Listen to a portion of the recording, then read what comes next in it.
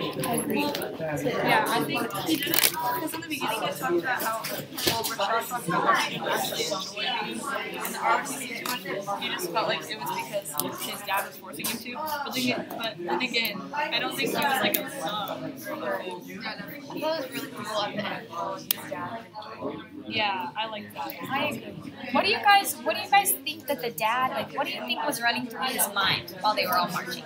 Do you think he was proud of his son stepping up? Or do you think he was more like, oh, well, you know, my job, my family, and this? I think he was like proud of his son, because even like as he is like super weak from the whole like recovery thing, like he's proud that he took his strength and put it into something.